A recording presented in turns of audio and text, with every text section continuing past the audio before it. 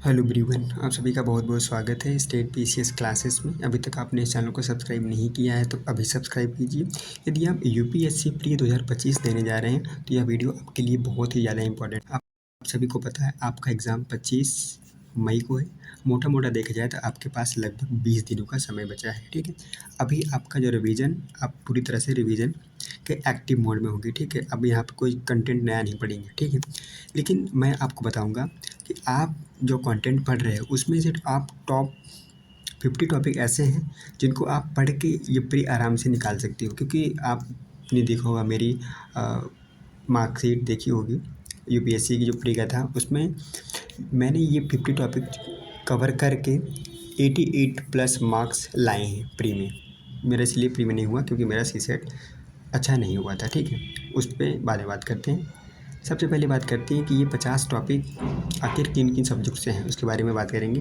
पहले यहाँ पे ट्रेंड एनालिसिस देख लेते हैं 2024 का। अगर 2024 का यहाँ पर ट्रेंड एनालिसिस देखते हैं तो पॉलिटी से 18 क्वेश्चन पूछे गए 2024 में, हिस्ट्री से यहाँ पर 9 क्वेश्चन पूछे गए, इकोनॉमी से 15 क्वेश्चन पूछे गए, ज्योग्राफी से 20 क्वेश्चन पूछे गए, इन्वायरमेंट एंड इकोलॉजी से 10 क्वेश्चन पूछे गए, साइंस एंड टेक्नोलॉजी से 8 प्रश्न पूछे गए, करंट अफेयर और इंटरनेशनल रिलेशन से यहाँ पर 20 प्रश्न पूछे गए। यह ट्रेंड है 2024 का। ठीक है, अब अगर यहाँ पे देखें लगभग 10 सालों का यहाँ पर आप ट्रेंड देखते हैं। अगर हम यहाँ बात करें 2022 की और 2023 की जो लेटेस्ट पेपर है देखते हैं। अब यहाँ पे देखेंगे हिस्ट्री से लगभग 14 प्रश्न पूछे गए 2022 में और 2023 में भी। ठीक है, और यहाँ पर ज्योग्राफी से देखेंगे तो यहाँ पर 16 क्वेश्चन पूछे गए 22 में और 16 ही क्वेश्चन पूछे गए यहाँ पर 23 में।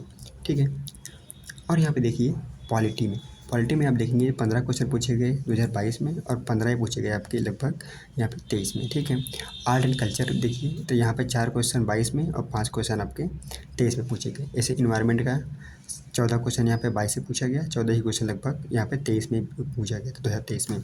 साइंस एंड टेक्नोलॉजी से 12 क्वेश्चन यहाँ पे 2022 में पूछा गया और 12 ही लगभग क्वेश्चन यहाँ पे 23 में पूछा गया।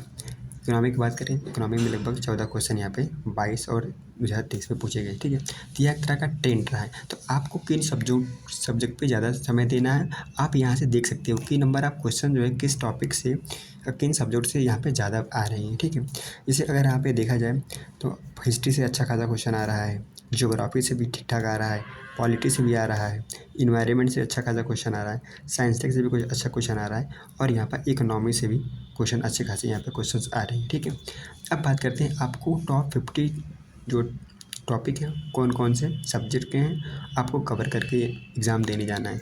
सबसे पहले बात करते हैं यहाँ पे आधुनिक भारत का।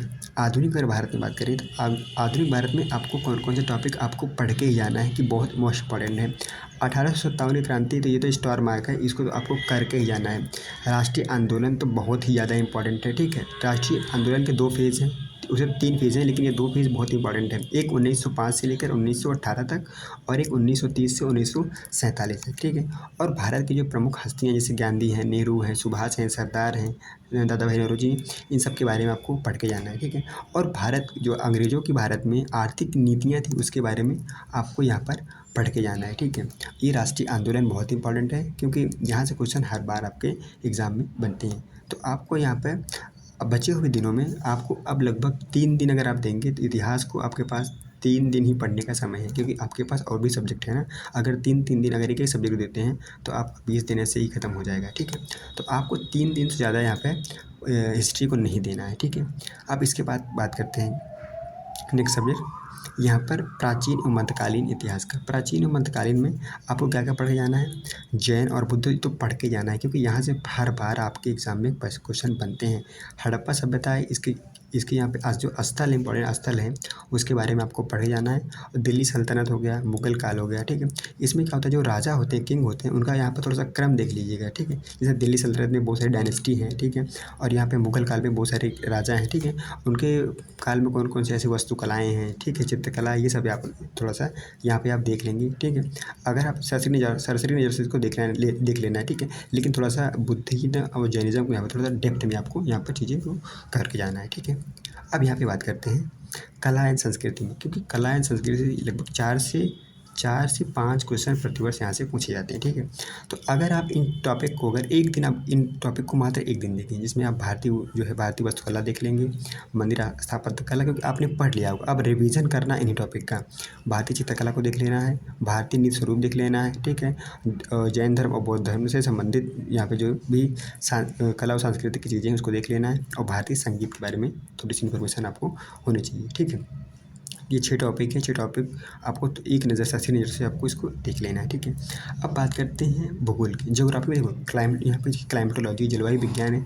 जलवायु विज्ञान में कि जैसे ओजोन लेयर है, ठीक है, क्षोभ मंडल है, समताप मंडल है ना। ये यहाँ पे कौन सी, यहाँ पे क्षोभ मंडल कहाँ पाई जाती है, मतलब क्षोभ मंडल में या समताप मंडल में कहाँ पर ओजोन लेयर पाई जाती है, ये सारी चीज़ें आपको पता होनी चाहिए। मौसमी जो घटनाएं होती हैं उसके बारे में थोड़ा सा आपको आइडिया होना चाहिए, ठीक है। क्लाइमेट के बारे में पता होना चाहिए, ठीक है। कुछ विंड्स वगैरह हैं उनके बारे में भी आपको यहाँ पर पता होना चाहिए, ठीक है। आपको भूगोल को भी 3 दिनों से ज़्यादा यहाँ पर समय नहीं देना है। वैसे यहाँ पे समुद्र विज्ञान है, समुद्र विज्ञान के बारे में आप जैसे कि वोल्केनो देख लेंगे, रिंग ऑफ फायर क्या है उसके बारे में थोड़ा सा यहाँ पे देख लेंगे, है ना, क्योंकि वहाँ से क्वेश्चन बनते हैं। यहाँ पर टाइड क्या है ना, टाइड जैसे आपका ज्वारभाटा क्या है, यहाँ से भी क्वेश्चन आपके एग्जाम में बन जाते हैं, ठीक है। और भू आकृति विज्ञान में थोड़ा सा यह देख लेना है कि जो पृथ्वी है, पृथ्वी की आंतरिक संरचना कैसी है, ठीक है, और उसके फीचर्स क्या क्या हैं उसके बारे में आप देख लेंगे थोड़ा सा। भारतीय भूगोल में आपको क्या पढ़ना है, जैसे नदियाँ पढ़ लेंगे, नदियों को देख लेंगे, उसकी सहायक नदियाँ कौन सी हैं, ठीक है। जैसे गंगा है, उसकी सहायक नदियाँ हैं, उसका ओरिजिन कहाँ से होता है, किस ग्लेशियर से निकलती है, ठीक है। तो एक ही टॉपिक से आपके बहुत सारे प्रश्न हैं। जैसे देखो एग्जाम्पल तौर पर से आपने पढ़ा गंगा नदी आप जब पढ़ रहे हो तो ये पढ़ोगे गंगा नदी कहाँ से निकल रही है, किस ग्लेशियर से निकल रही है, उस ग्लेशियर का भी नाम आपको पता हो गया। उसके बाद वो गंगा नदी की सहायक कौन कौन सी हैं, उसकी सहायक नदियाँ देख लोगे। उसके बाद किस सागर में गिरती है ना, उसके आने वाले सिटी कौन कौन से सिटी को यहाँ पे पास से वो गुजरती है। ऐसे करके पढ़ेंगे तो आपको बहुत सारा चीज़ें एक टॉपिक में यहाँ पर कवर हो जाएगा, ठीक है। तो आपको नदियाँ देख लेना है, झीलें देख लेना है, पर्वत देख लेना है, सॉइल देख लेना है, पठार देख लेना है। ये सारी चीज़ें अगर आप देख लेंगे तो यहाँ पे आपके भारतीय भूगोल के लगभग 90% सवाल ऐसे ही कवर हो जाएंगे, क्योंकि आप देखेंगे नदियों से हर सवाल हर बार 1 या 2 प्रश्न यहाँ पर बनता है। मानचित्र आधारित जो प्रश्न बनते हैं उसमें क्या करना है आपको कि जितने भी इम्पोर्टेंट लोकेशन हैं अभी जो चर्चा में रही हैं, ठीक है, उसको आपको देख लेना। जैसे कि इज़राइल का वॉर चल रहा है फ़िलिस्तीन के साथ, ठीक है, तो उसको थोड़ा सा देख लेना है, ठीक है। गाज़ा वगैरह जो ये प्लेसेस है उसके बारे में देख लेना है। जैसे कि रशिया है और यूक्रेन के बीच वॉर चल रहा है, वहाँ के कुछ लोकेशन है, वहाँ पे कौन कौन से मिनरल्स पाए जाते हैं, वहाँ पे कौन सी लेक है, वहाँ पे कौन सी रिवर है, वहाँ पे कौन से औद्योगिक केंद्र हैं, है ना, और वहाँ पे कोई कोई मिनरल्स पाया जाता है उसके बारे में ये थोड़ी सी आइडिया आपके पास होनी चाहिए, ठीक है। तो ये सारी चीज़ें मैप में आपको देखना है, ठीक है। अब बात करते हैं पर्यावरण। सबसे बहुत इंपॉर्टेंट टॉपिक है था पर्यावरण। पर्यावरण में आपको क्या पढ़ना है, थोड़ा सा आपको यहाँ पे देख लेना कि पारिस्थितिकी तंत्र क्या है, पारिस्थितिकी तंत्र के कार्य क्या हैं, इसके बारे में एक आइडिया होना चाहिए, ठीक है। अब यहाँ पे जैव विविधता क्या है, बायोडाइवर्सिटी क्या है, ठीक है। यहाँ पे बहुत सारी प्रजातियाँ स्पीसीज़ के बारे में आपको पढ़ लेना है। पर्यावरण संगठन है उसके बारे में पढ़ लेना है। जलवायु परिवर्तन जिसमें कौन कौन सी गैसें हैं, जैसे CFC है ना, क्लोरोफ्लोरोकार्बन है, HFC है, CO2 है, इन गैसों के बारे में आपको थोड़ा सा यहाँ पे देख लेना है। प्रदूषण के कितने प्रकार होते हैं, टाइप है ना, जल प्रदूषण है, वायु प्रदूषण है, और बहुत सारे ध्वनि प्रदूषण, इसके बारे में आप थोड़ा पढ़ लेंगे। और यहाँ पे सम्मेलन, जैसे अभी COP29 हुआ था अज़रबैजान के बाकू में, कानून और सम्मेलन के बारे में थोड़ा सा इन्फॉर्मेशन होनी चाहिए। कॉप जिसे कॉप बोलते हैं और मॉप बोलते हैं। अब कृषि से संबंधित, कृषि पर्यावरण से संबंधित इन्फॉर्मेशन आपको पता होनी चाहिए, ठीक है। जैसे कि यहाँ पे जैव विविधता संरक्षण की बात किया गया है। जैसे यहाँ पे NC2 क्या होता है, NC2 XC2, इसमें आपका नेशनल पार्क होता आ जाता है, बायोस्फीयर रिजर्व आ जाता है, यहाँ पे वाइल्ड लाइफ सेंचुरी आ जाती है ना, यहाँ पे बॉटनिकल गार्डन आ जाता है, चिड़ियाघर यानी ज़ू आ जाते हैं, ये सारी चीज़ें यहाँ पे आ जाती हैं। और बायोडाइवर्सिटी का मतलब होता है जैसे अल्फ़ा डाइवर्सिटी क्या है, बीटा डाइवर्सिटी क्या है, गामा डाइवर्सिटी क्या है, इसके बारे में थोड़ा आपको इन्फॉर्मेशन पता होनी चाहिए, क्योंकि यहाँ से प्रश्न थोड़ा सा घुमा के पूछ लिया जाता है कि अल्फ़ा डाइवर्सिटी बीटा डाइवर्सिटी से किस तरह से डिफरेंट है। ये सारी चीज़ें अगर आप कवर करके जाते हैं तो डेफिनेटली आप अच्छा स्कोर करके आएंगे। अब बात करते हैं इकोनॉमी में आपको क्या करना है। इकोनॉमी में आपको क्या क्या करना है, देखो कृषि जो है, कृषि तो आपको पढ़ के जाना है, कृषि, ठीक है, लोकवित्त हो गया। और यहाँ पे मानव विकास एवं सतत विकास, जिसकी सतत विकास लक्ष्य कितने हैं, 17 है। कब तक पूरा करना है, इसको पूरा करना है 2030 तक, इसको क्या करना है, सतत विकास लक्ष्य को पूरा करना है। सतत विकास लक्ष्य तो आपको रटे होने चाहिए, क्योंकि यहाँ से हर साल एक क्वेश्चन बन ही जाता है। जैसे भारत में बैंकिंग व्यवस्था कैसी है, ठीक है, उसके बारे में पता होना चाहिए। जैसे आरबीआई है, आरबीआई के क्या टूल्स हैं, जैसे मॉनेटरी पॉलिसी क्या है, फिजिकल पॉलिसी, इसके बारे में भी आपको यहाँ पर पता होना चाहिए। मुद्रास्फीति यानी कि महंगाई किस तरह से उसका मेजरमेंट होता है, ये सारी चीज़ें आपको पता होनी चाहिए। मुद्रा बाजार हो गया, है ना, मुद्रा बाजार हो गया।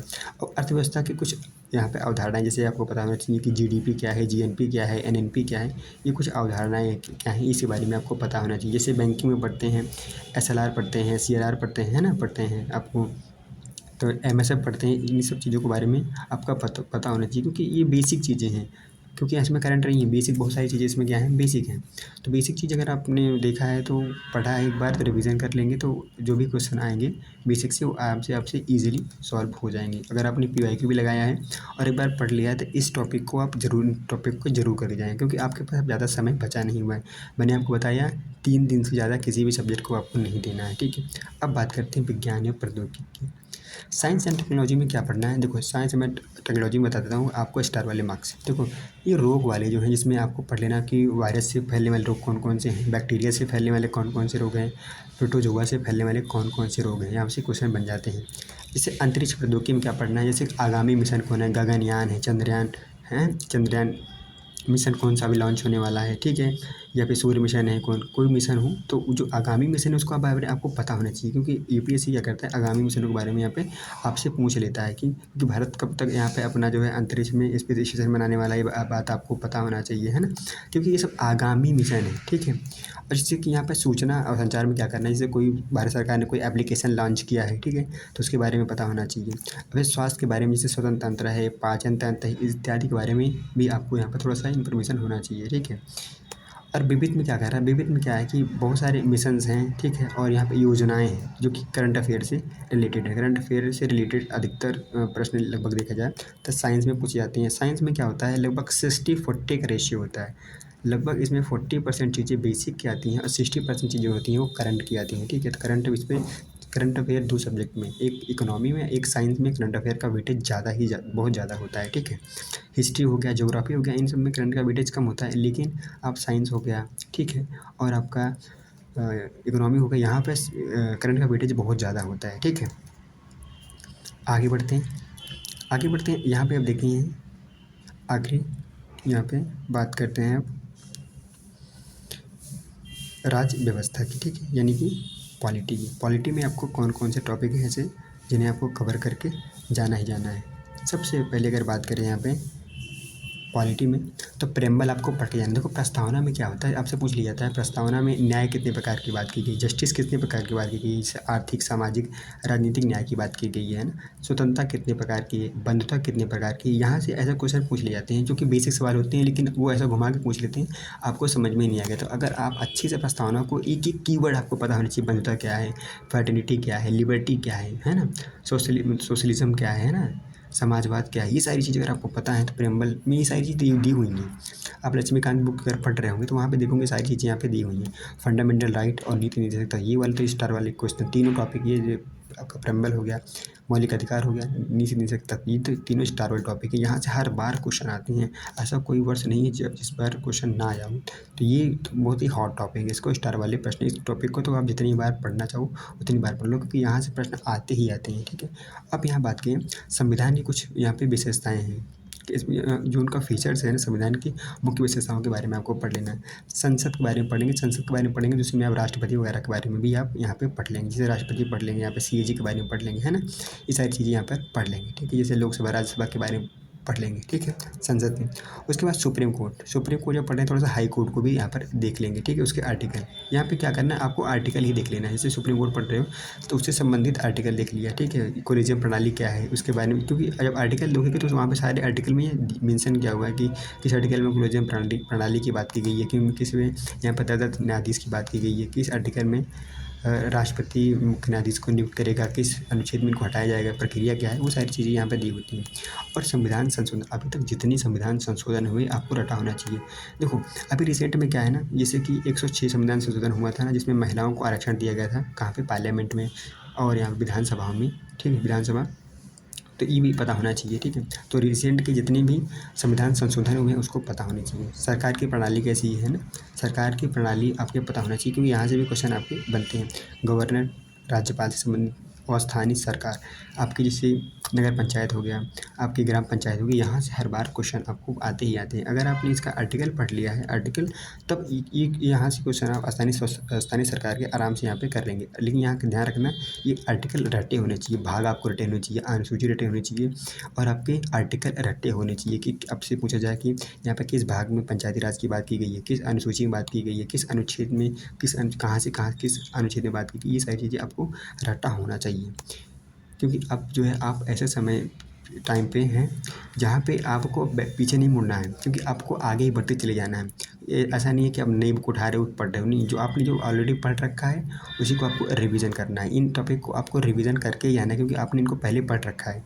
तो मैं इसलिए आपको रिवाइज बताने आया हूँ कि ये टॉपिक इंपॉर्टेंट है, आप इसको करके जाइए, क्योंकि आपने इसको पहले पढ़ रखा है। लेकिन क्या करते हैं, बहुत सारे ऐसे बच्चे होते हैं कि उनको नया कंटेंट मिलता है उसको पढ़ लेते हैं। आपको नया कंटेंट कोई नहीं पढ़ना है, पुराना ही आपको जो आपने पढ़ रखा है, नोट्स बना रखा है, उसको ही आपको यहाँ पर चीज़ें पढ़ेंगे, ठीक है। स्थानीय से यहाँ पे सरकार की बात हो गई। अब यहाँ पे संवैधानिक संस्थाएं जो हैं और गैर संवैधानिक संस्थाएं। संवैधानिक संस्थाओं में जैसे कि आपके निर्वाचन आयोग हो गया, वित्त आयोग हो गया, CAG हो गया, ये सब क्या है, ये सब क्या है, संवैधानिक संस्थाएं हैं जिसका उल्लेख संविधान में किया गया है, ठीक है। वैसे गैर संवैधानिक निकाय हैं जैसे कि आपका नीति आयोग हो गया, आपका राष्ट्रीय महिला आयोग हो गया, CVC हो गया ना, सेंट्रल विजिलेंस कमीशन हो गया, लोकपाल हो गया, लोकायुक्त, ये सब क्या है, गैर संवैधानिक निकाय हैं। यहाँ से भी क्वेश्चन आपके एग्जाम में प्रतिवर्ष पूछे जाते हैं, तो आपको ये भी टॉपिक भी कवर करके ही जाना है। तो ये लगभग 50 टॉपिक हैं, इन सभी टॉपिकों को आपको करके ही जाना है। यदि आप इन 50 टॉपिक को करके नहीं जाते हैं तो समझ लीजिए कि आप बहुत बड़ा ब्लंडर करने वाले हैं। तो इन सभी टॉपिकों को आप ज़रूर से ज़रूर करके जाएं। आप मुझे कमेंट करेंगे तो इसकी PDF मैं आपको शेयर कर दूंगा। आप मुझे Telegram, state PCS Telegram channel पे आप मुझे मैसेज कर सकते हो, या फिर मेरा मोबाइल नंबर है उस कर सकते हो, 93 36 53 87 71 पे भी आप मुझे मैसेज कर सकते हो। ये मेरा व्हाट्सअप नंबर है, ठीक है, और टेलीग्राम नंबर भी है, ठीक है। तो जितनी भाई बहन भी UPSC की तैयारी कर रहे हैं, अगर उनको कोई भी समस्या आ रही है, कोई भी डाउट है, तो आप मुझसे बेझिझक यहाँ पर पूछ सकते हो, ठीक है, क्योंकि आप मेरे छोटे भाई बहन हो। मैं आपकी पूरी जो भी हेल्प हो सकेगी मैं करूँगा, ठीक है। आपको वीडियो कैसा लगा आप मुझे कमेंट करके ज़रूर बताइएगा। आप और CSET पे वीडियो कल बना दूँगा, क्योंकि हिंदी माध्यम वाले बच्चे CSET में बहुत ही ज़्यादा फेल हो रहे हैं। अगर UPSC में हिंदी माध्यम का सिलेक्शन नहीं हो रहा है तो उसका मेन कारण है CSET। अगर आपका सिविल सर्विसेज एप्टीट्यूड टेस्ट अगर यहाँ पर क्लियर हो जाता है हिंदी माध्यम का, देखो हिंदी माध्यम में क्या होता है ना, CSET अगर क्लियर नहीं होगा तो आप मेंस लिख ही नहीं पाओगे। जब मेंस नहीं लिखोगे तो भैया आप इंटरव्यू नहीं दोगे तो आपका फाइनल सिलेक्शन कैसे होगा। इसीलिए मेन कारण यही है CSET। तो आप देख रहे होगे कि हर साल लगभग 400-300 बच्चे क्या कर रहे हैं, मेन से लिख रहे हैं। वहीं इंग्लिश मीडियम की देखा जाए तो लगभग 12,000, 13,000, 13,500, 14,000 बच्चे यहाँ पर मेन से लिख रहे हैं। सोचो कितना गुना आप जो है आपसे कई गुना ज़्यादा जो है इंग्लिश मीडियम वाले छात्र यहाँ पर मेन से लिख रहे हैं। तो जाहिर सी बात है उनका सिलेक्शन यहाँ पे होगा, वही टॉप 10 में आएंगे, टॉप 100 में आएंगे। अब की बार तो टॉप 100 में कोई हिंदी मीडियम का छात्र आया भी नहीं। इसलिए नहीं आया क्योंकि नंबर ऑफ़ कैंडिडेट बहुत ही कम कैंडिडेट थे जिन्होंने मेंस लिखा था। क्योंकि बहुत सारे ऐसे कैंडिडेट हैं मैं जानता हूँ जिनका GS1 में बहुत अच्छा स्कोर है। GS1 में यहाँ पर 120 नंबर तक लाए हैं कैंडिडेट, लेकिन उनका CSET में 40 नंबर है, किसी का 50 नंबर है, उनका CSET नहीं हुआ है, ठीक है। तो CSET की बात नेक्स्ट वीडियो में बात करेंगे। अभी आप मुझे कमेंट में जरूर बताइएगा वीडियो आपको कैसा लगा। वीडियो देखने के लिए आपका बहुत बहुत धन्यवाद। Thank you so much.